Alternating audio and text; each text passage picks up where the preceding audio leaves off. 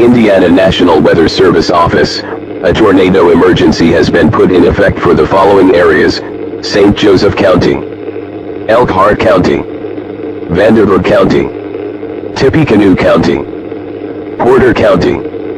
Until tomorrow at 12 p.m. The current event has been identified as an extreme danger situation. An extremely large tornado has touched down in Porter County and is moving at 39 miles per hour through nearby areas. Wind speeds are up to 130 miles per hour. Chunks of houses, trees, buildings, and cars are airborne and are slamming into whatever is still intact. The following is important emergency details that will assist you and your family in survival of the freak storm over the area.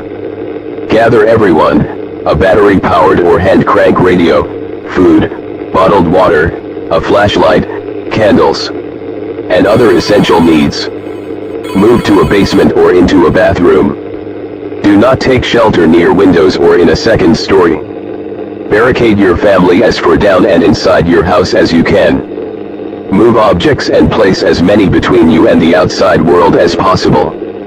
Take blankets or mattresses to cover yourself.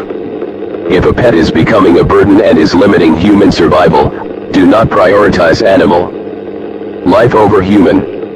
Stay tuned to your radio on National Weather Service, and listen carefully to emergency alert system announcements. Do not go outside.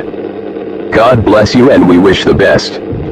From the National Weather Service, a second funnel cloud was reported over Elkhart County. Please stand by for more details.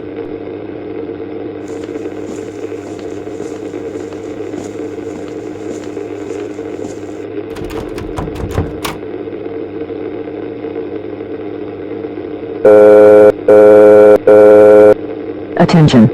Attention. Urgent information is received. A multi-vortex supercell was detected over Elkhart County.